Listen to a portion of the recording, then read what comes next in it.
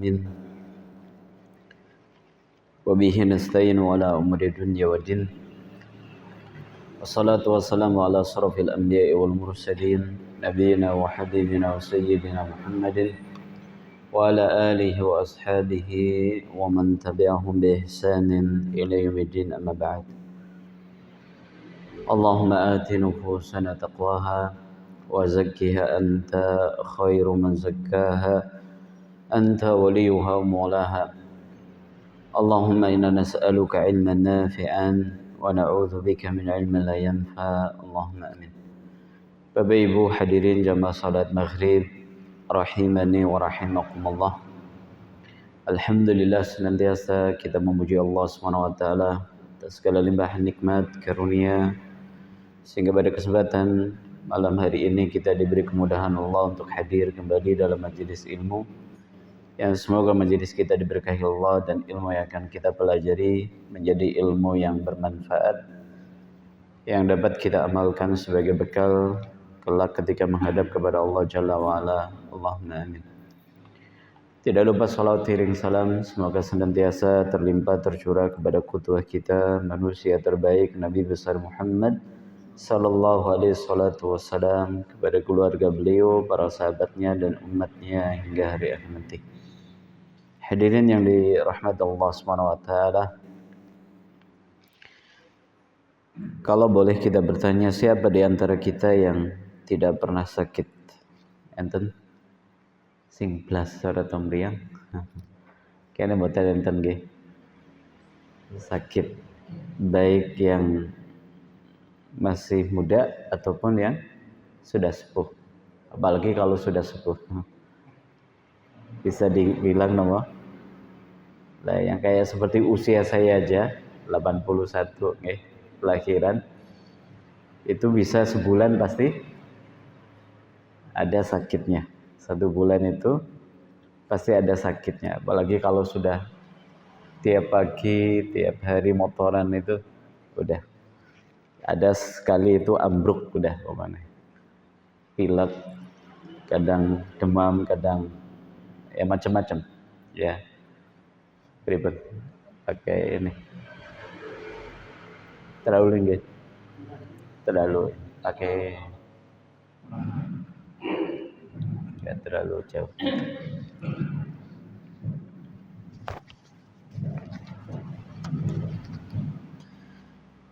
Ya, jadi tidak ada di antara kita yang tidak pernah sakit. Masing-masing ya pasti pernah mengalami yang namanya sakit, apapun itu bentuknya. Ya, yang penting bukan sakit hati. Kalau sakit hati beda lagi, okay? Makanya di dalam agama kita momen sakit atau momen terbaik momen terbaik adalah di saat lawan daripada sakit, yaitu sehat. Ini menjadi momen yang paling baik. Banyak anjuran yang ada di dalam agama kita agar kita itu berkarya, berbuat, beramal, melakukan kebaikan di saat kita sehat.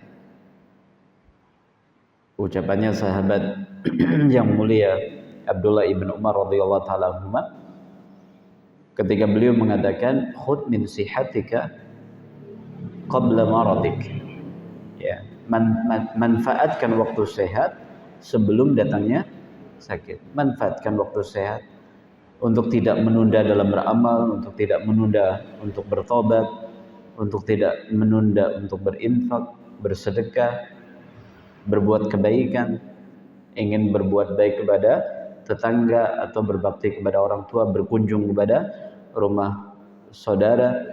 Manfaatkan di waktu sehat. Dan Nabi SAW pernah ditanya, ya Rasulullah, ayu sadaqati afdal?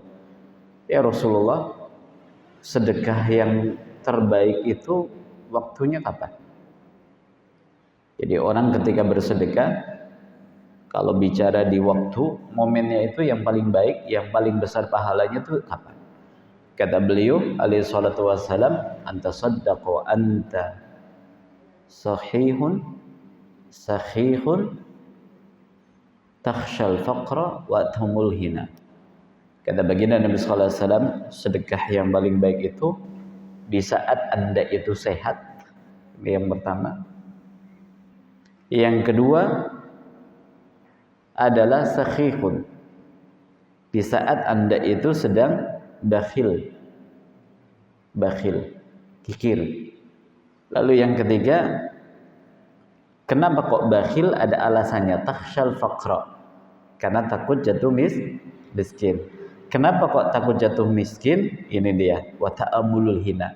Karena dia itu sedang berambisi untuk jadi orang kaya. Orang kalau lagi punya ambisi, ya, ingin beli mobil impiannya, ingin bangun rumah impiannya, ya, kira-kira bakhil atau tidak? Bakhil, ya, bakhil.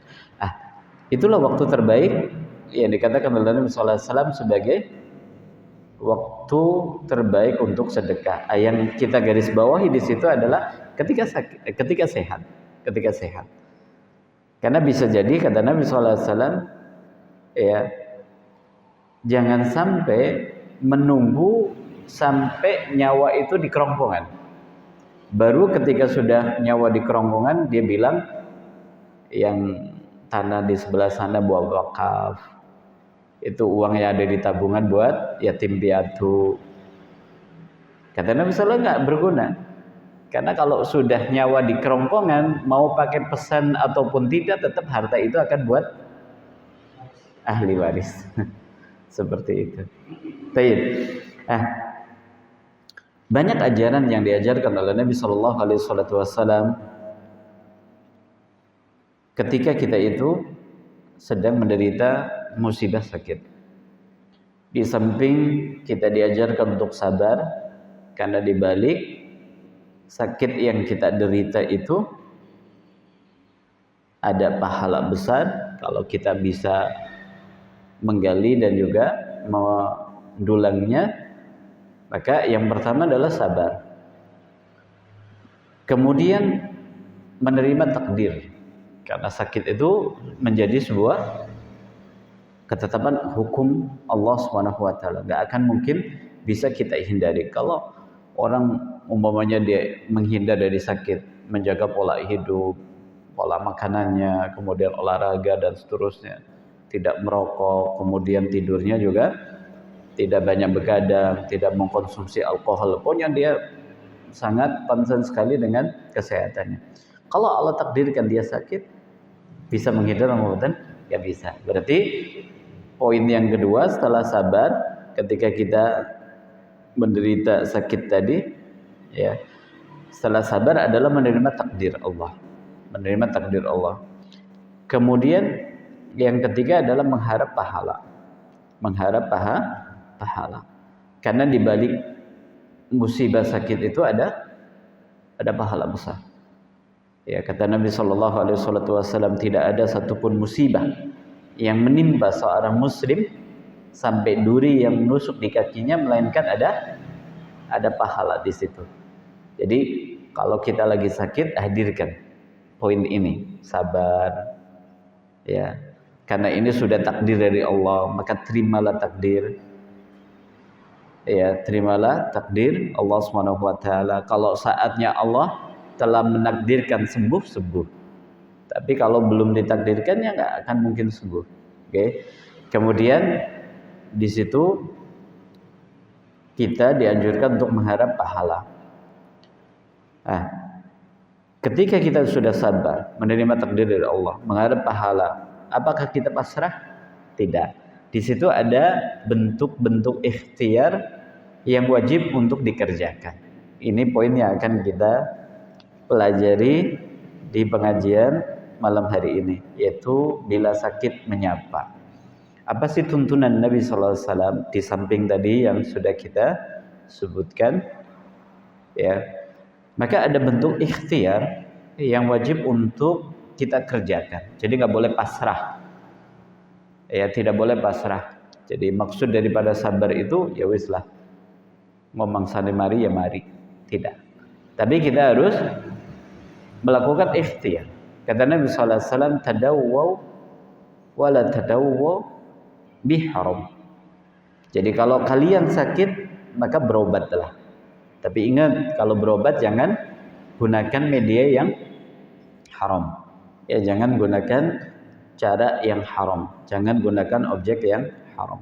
Berarti ini menjelaskan kepada kita, ya orang kalau sakit itu ada ikhtiar yang harus dia kerjakan. Sekalipun tetap kita meyakini Bapak Ibu, kalau ada orang ditakdirkan sakit selama 5 hari, mau berobat atau tidak berobat akan sembuh di hari kelima.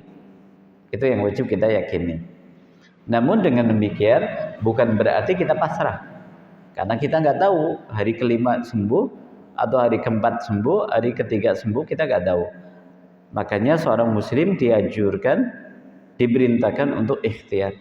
Bentuk ikhtiar kita itu ada pahala. Jadi umpamanya panjenengan sakit, kemudian pergi ke dokter. Perginya ke dokter itu ada pahala. Tapi jangan sampai kita bersandar kepada dokter. Kita sakit kepala, beli bodrek umpamanya. Itu ikhtiar, ada pahala. Tapi jangan bersandar bahwa dengan minum bodrek pasti sembuh.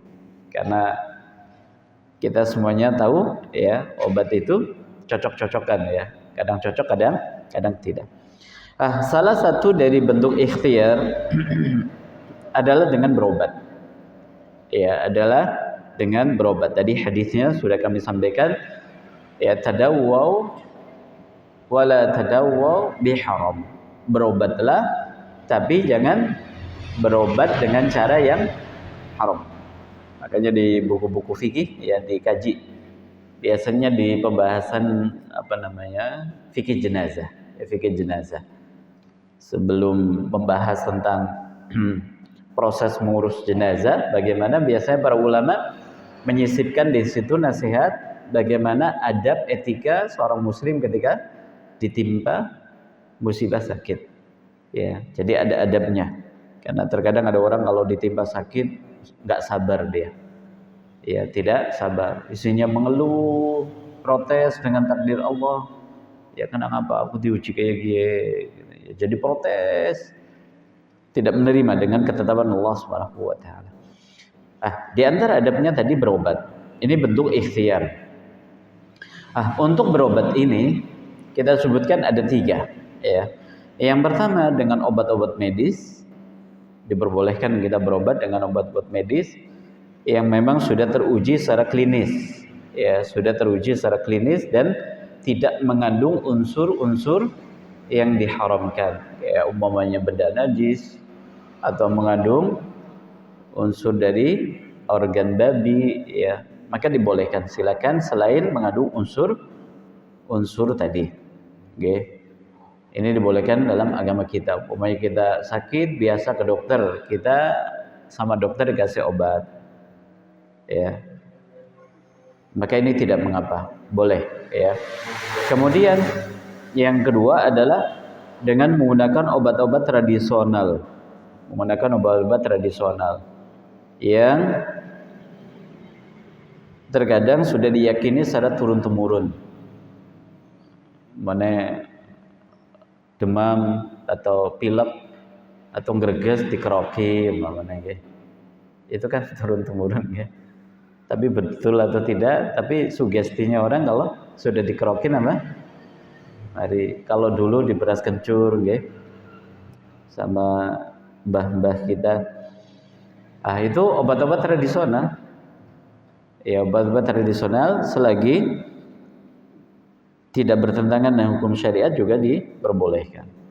Jenis obat yang tidak diperbolehkan kayak seperti ada orang sakit datangnya ke dukun, ya, patah tulang, dia datangnya ke dukun, cuma diikat sama tali sembuh kayak gitu. Itu kan secara uji klinis betul atau tidak? Ya, sakit tapi ya sembuh kayak gitu. Berarti ini menggunakan perantara bantuan jin biasanya. Menggunakan perantara bantuan jin. Makanya biasanya orang-orang yang kalau sakitnya atau orang-orang kalau sakit berobatnya ke dukun, biasanya kalau diruqyah itu langsung bereaksi biasanya. Ya langsung bereaksi. Kemudian yang ketiga adalah dengan cara berdoa. Itu juga bagian daripada ikhtiar. Ya, bagian daripada ikhtiar ketika orang sakit itu berdoa. Di sini ada beberapa ajaran yang diajarkan oleh baginda Nabi sallallahu alaihi wasallam ketika beliau sakit. Ini akan kita pelajari di poin doanya. Disebutkan dalam sebuah hadis yang diriwayatkan oleh Imam Bukhari dan Imam Muslim, kana an-nabiy sallallahu alaihi wasallam idza ishtaka yaqra'u ala nafsihi bil mu'awwidzat wa yanfuthu. Jadi Nabi sallallahu alaihi wasallam kalau beliau itu sakit, maka beliau membaca 3 kul. Ya, beliau itu membaca 3 kul. Qul huwallahu ahad, qul a'udzu birabbil falaq, qul a'udzu birabbin nas. Kemudian beliau tiupkan ke bagian anggota badan yang sakit. Ini bisa dipraktekkan Bapak Ibu. Ya, bagaimana caranya? Ya, disebutkan dalam riwayat yang lain. Caranya adalah kita menyatukan kedua telapak tangan kita di depan mulut kita, kemudian kita baca qul huwallahu ahad, bismillahirrahmanirrahim. Qul huwallahu ahad, Allahus samad, lam yalid wa lam yulad wa lam yakul lahu kufuwan ahad. Bismillahirrahmanirrahim. Qul a'udzu birabbil falaq min syarri ma khalaq, min syarri nafatsati fil 'uqad wa min syarri hasidin idza hasad. Kemudian surat Qul a'udzu birabbin nas. Bismillahirrahmanirrahim. Qul a'udzu birabbin nas, malikin nas, ilahin nas, min syarril waswasil khannas, alladzi yuwaswisu fi sudurin nas minal jinnati wan nas. Di sini disebutkan wayanfuthu. Wayanfuthu itu maksudnya adalah nafku ma'arikin yasir. Wayanfuthu itu meniup, ditiup, ya. Sembari di situ ada sedikit air ludah yang turut serta. Jadi bukan meludah, ya. Kalau yanfusu diartikan meludah, malah dipraktekkan diludahin, gitu nggak pas. Jadi wayanfusu itu diartikan naffu ma'arikin yasir. Jadi tetap ada air liur, air ludah yang terbawa dalam tiupan tersebut. Gitu ya, ditiupkan ke telapak tangan, ya. Lalu diusapkan ke bagian yang sakit. Umpamanya di bagian tengkuk kah, atau di kepala kah. Kalau di bagian-bagian yang bisa terjangkau dibaca, umpamanya tangan, ya, maka bisa langsung dibacakan tadi lalu ditiupkan. Ya, ditiupkan. Kalau umpamanya sakit perut, umpamanya pakai tadi cara yang pertama. Ini biasa dilakukan oleh Nabi sallallahu alaihi wasallam. Dan beliau praktekkan ini baik untuk pribadinya beliau sendiri atau kepada keluarganya. Seperti disebutkan dalam hadis yang lain, Aisyah menceritakan kalau kami sakit maka dibacakan oleh Nabi 3 kul tadi. Kadang di bagian ubun-ubunnya, lalu ditiupkan seperti tadi. Insyaallah. Ini butuh modal apa? Enggak butuh modal, tinggal apa? Modalnya yakin. Karena obat yang seperti ini Bapak Ibu, obat yang seperti ini, dia itu akan bereaksi, dia itu akan bermanfaat, teruji kalau kita dasari dengan yakin, bukan coba-coba. Kalau sifatnya abayola temenan abora, ini nggak berhasil. Yakin bahwa dengan cara tadi sebagaimana yang diajarkan oleh Nabi bisa menyembuhkan, betul bisa menyembuhkan.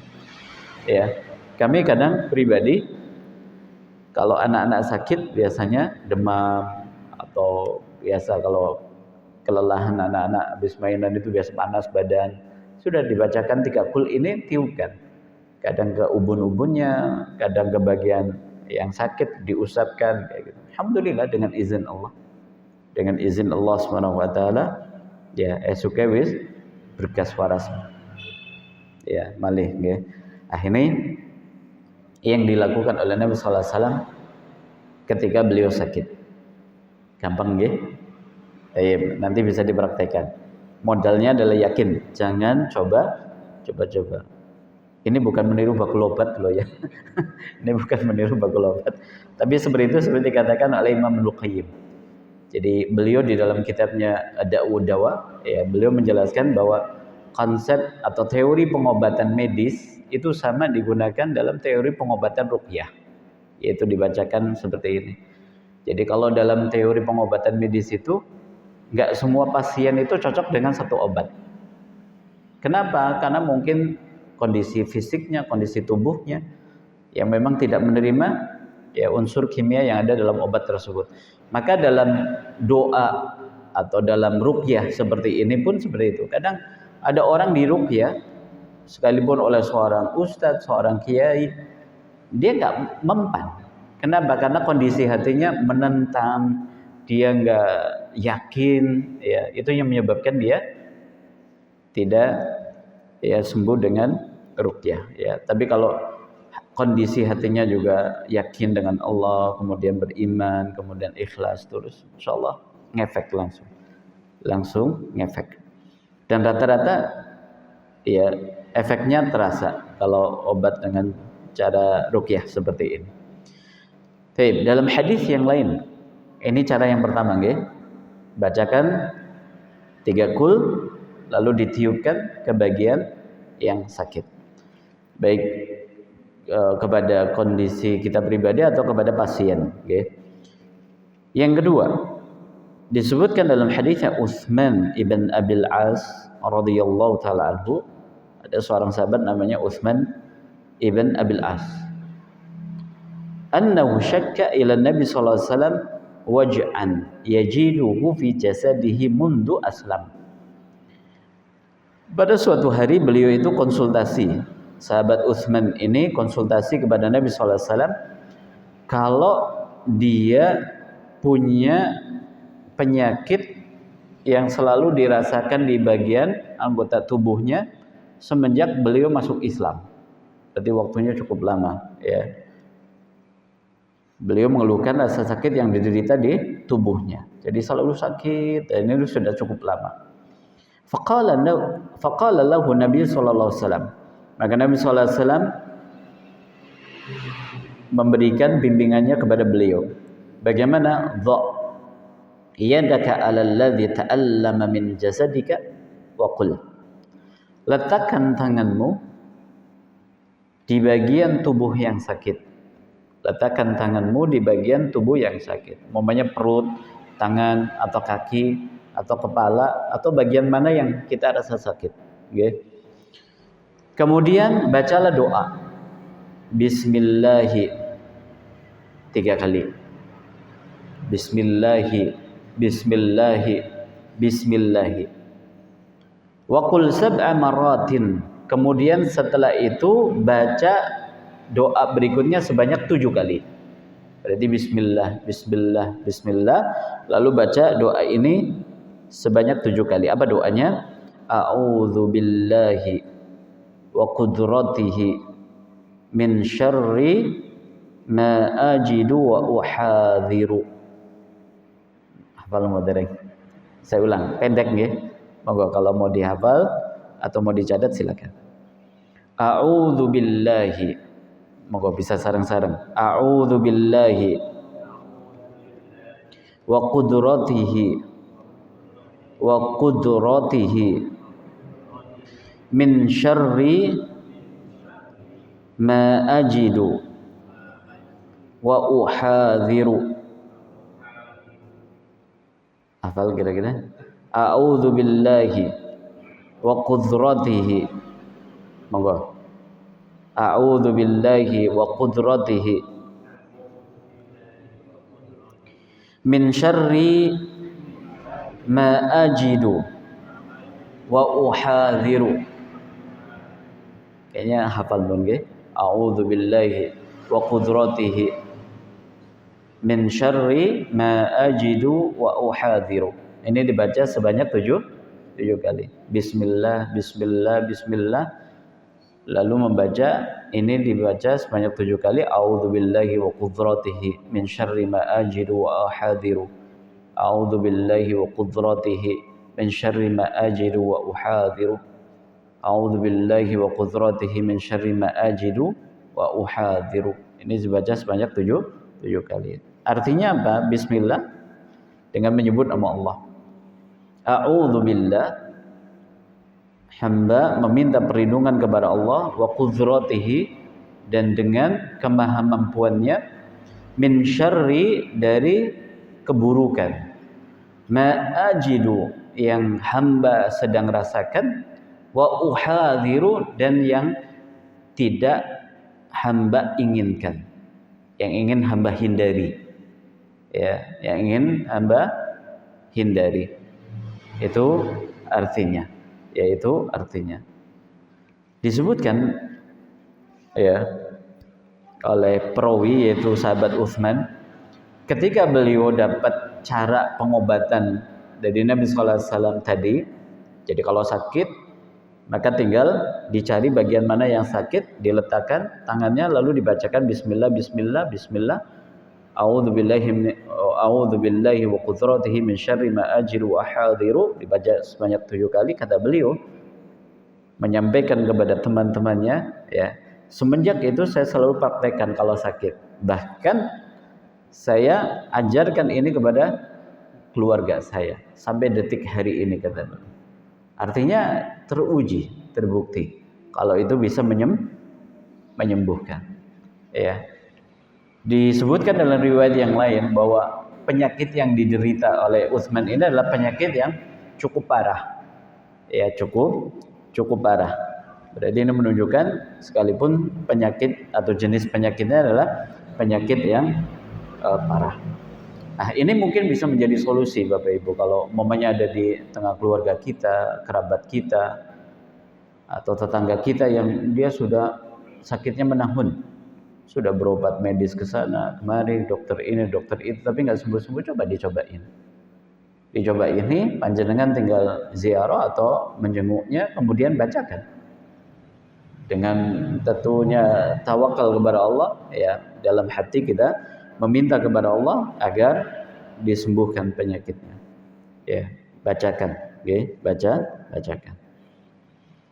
Nah, kemudian Nabi Shallallahu Alaihi Wasallam mengajarkan kepada kita kalau beliau itu mendapatkan ada orang yang sakit, maka beliau segera menjenguknya. Karena Nabi Shallallahu Alaihi Wasallam, "Idza dakhala ala maridin ya'uduhu qala lahu." Di antara salah satu bimbingan Nabi sallallahu alaihi wasallam kalau beliau menjenguk orang sakit, maka beliau baca doa ini. Nah, ini doanya diingat-ingat kalau kita tilik wong meriang, ya.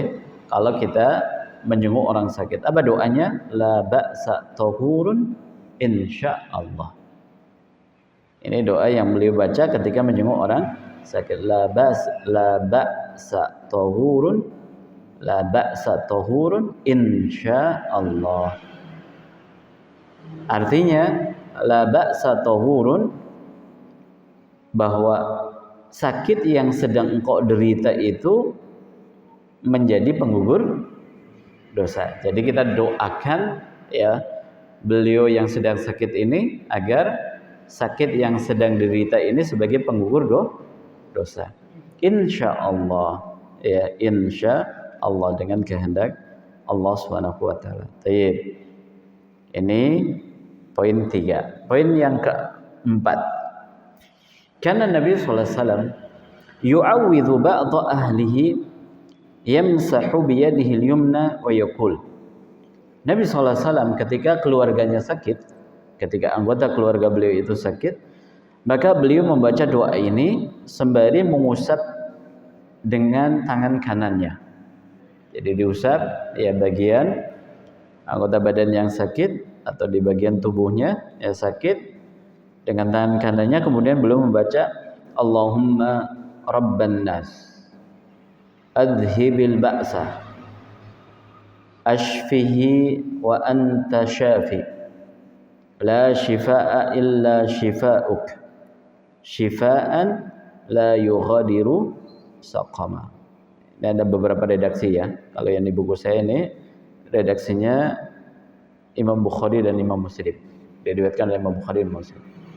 Allahumma rabban nas, Allahumma ya Allah, rabban nas, Rabb yang menguasai manusia, adhibil ba's, ya, sembuhkanlah sakit yang sedang diderita, ya, hilangkanlah sakit yang sedang diderita, ashfihi, sembuhkanlah dari penyakitnya, wa anta syafi, engkau zat yang maha memberi kesembuhan. La shifaa'a illa shifaa'uk, tidak ada kesembuhan kecuali darimu. Jadi kesembuhan yang didapat oleh orang yang sedang sakit itu karunia dari Allah SWT. Ada orang sakit gigi kemudian sembuh, itu karunia dari Allah. Sekalipun sebabnya dengan minum Ponstan namanya atau minum paracetamol.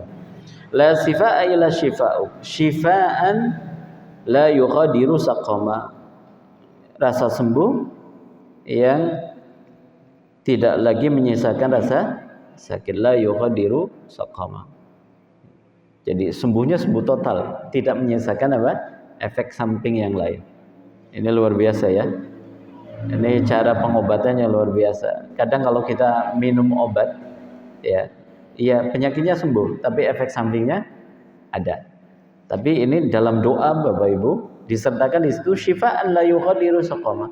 Kesembuhan yang tidak menyisakan rasa sakit. Bahasa sederhananya apa?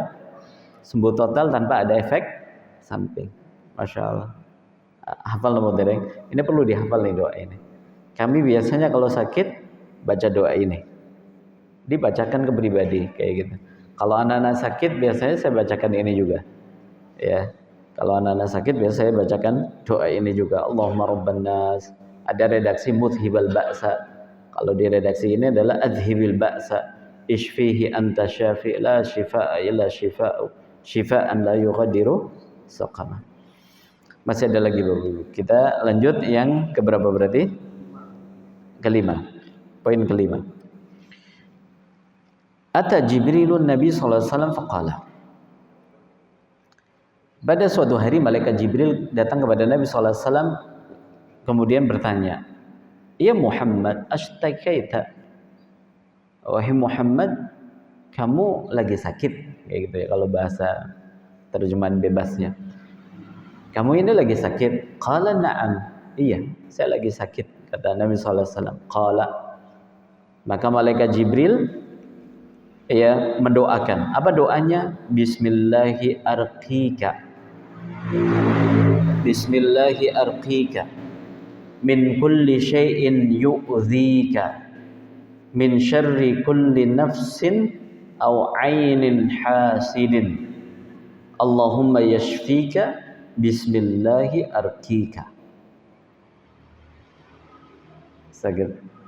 Ini Bismillahi arqika min kulli syai'in yu'dhika min syarri kulli nafsin aw 'ainin hasidin. Allahumma yashfika bismillahi arqika. Dia terjemahkan bismillahi arqika dengan menyebut nama Allah ya hamba meruqyahmu. Ruqyah itu maknanya adalah membaca jambi-jambi. Jambi-jambinya di sini apa? Doa atau ayat-ayat Al-Qur'an. Itu bedanya dengan ruqyah syar'iyyah dengan ruqyah syirkiyah. Kalau ruqyah syirkiyah itu ruqyahnya para dukun. Mereka jambi-jambi juga, tapi jambi-jambinya apa? Kadang ayat dibalik ya. Kadang pakai rajah, kadang pakai lafaz Allah berapa kali kemudian disembur langsung mari nggih. Itu namanya apa? Ruqyah syirkiyah. Ini dinamakan dengan ruqyah syar'iyyah. Bismillahi arqika. Dengan menyebut nama Allah hamba meruqyahmu min kulli syai'in yu'dhika dari segala perkara yang menyakitimu. Dari segala perkara yang menyakitimu. Min syarri dan dari keburukan kulli nafsin setiap jiwa au ainin hasidin atau mata yang jahat atau disilakan dengan ain ya. Ain itu hak ya. Ain itu adalah orang yang punya sifat iri dengki kepada seseorang kemudian dia melihat dengan pandangan penuh kebencian. Itu hati-hati Bapak. Kalau kena ain itu bisa sampai ada yang mati. Betul-betul ada yang mati. Gara-gara apa? Ain. Ya. Makanya kita itu dianjurkan untuk rutin baca zikir pagi petang, zikir setelah sholat, keluar masuk rumah. Salah satunya untuk penangkal apa? Penyakit ain itu. Ya, penyakit ain itu. Ya dari setiap keburukan jiwa yang buruk, kemudian atau dari mata yang hasad. Allahumma yashfika, ya Allah sembuhkanlah Anda, bismillahi arkika, dengan menyebut nama Allah hamba meruqyahmu. Ini doanya. Okay. Yang ke-6 terakhir. Nanti kalau ada yang mau ditanyakan bisa. Yang terakhir. Qala an-nabiy sallallahu alaihi wasallam, "Man 'ada maridan lam yahdhur ajaluhu faqala 'indahu sab'a marad." Kalau ada orang menjenguk orang sakit selagi belum sakaratul maut. Syaratnya belum sakaratul maut. Ketika ada orang menjenguk orang yang sedang sakit, lalu dia membacakan doa ini sebanyak 7 kali di samping kepalanya, As'alullahal azima Rabbal arshi al-azim, Rabbal arshil azim, ayashfiyaka. Nah, ini lebih pendek nih. As'alullahal azim Rabbal arshil azim, ayashfiyaka. Ini dibaca dengan sebanyak 7 kali di samping orang yang sedang sakit. Illa, kata Nabi sallallahu alaihi wasallam, afallahu min dzalikal marad. Dengan izin Allah, Allah akan menyembuhkan. Dengan izin Allah, Allah akan menyembuhkan. Ini salah satu doa ketika kita menjenguk orang sakit, sebagaimana doa ini bisa dipakai kalau kita sakit. Jadi bukan hanya sekedar apa? Untuk orang lain, tapi bisa untuk kita. Ini juga bisa dipraktekkan kalau umpamanya istri sakit atau anak-anak sakit, ya, atau cucu sakit, bacakan ini. As'alullahal azim Rabbal arshil azim ayashfiyaka. As'alullahal azim Rabbal arshil azim ayashfiyaka. Dibaca sebanyak 7 kali.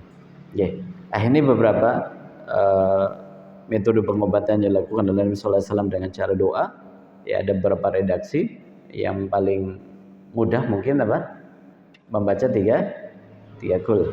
Yaitu karena sudah dihafal oleh semua kita. Kemudian a'udzubillahi wa qudratihi min syarri ma ajilu wa uhadzir.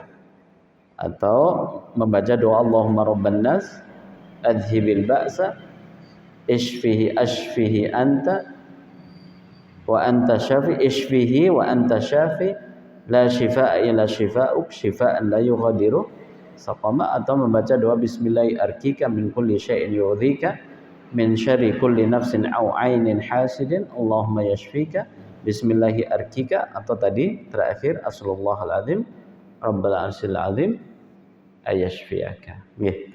Barangkali ada yang mau ditanyakan? Monggo. Ini ada doa dari Nabi untuk menyembuhkan orang sakit atau ini. Yang saya tanyakan, apa yang baik adalah kapan dan berapa kali? Jadi kalau tujuannya mungkin teman dulu 2 minggu atau 1 hari, kapan saat kita membaca dan berapa kali atau setiap hari atau setiap saat? Okay. Kalau kita baca riwayat-riwayat tadi, ada yang disebutkan bilangannya, ya, bilangannya. Kemudian di situ rata-rata tidak disebutkan kapan waktunya. Ya. Kalau kami pribadi mempraktekkan, ya kalau pas momennya kita lagi senggang, kalau anak-anak mungkin pas lagi tidur karena lebih tenang, ya, untuk lebih konsentrasi, atau kita ambil air wudhu dulu, atau kalau sakitnya memang sakit parah, mungkin di waktu-waktu mustajab, kayak sepertiga malam terakhir, atau ketika antara adzan dan iqamah, kita ambil air wudhu, umpamanya dengar adzan isya, ya sebelum kita pergi ke masjid, kita bacakan sebentar 3 kul tadi, kita usapkan ke bagian yang sakit, seperti itu. Nggih, seperti itu lebih rutin lebih baik. Lebih rutin lebih baik. Oke. Ada yang lain? Cukup. Oke. Oke. Pada waktu pensiun berapa kali akan 3 kali pada kali? Oke. Ada di riwayat, tapi itu di zikir jalan tidur. Ditiupkannya sebanyak 3 kali. Kalau yang tadi itu tidak disebutkan. Berarti cukup sekali. Oke, cukup sekali diusapkan. Oke, seperti itu. Monggo.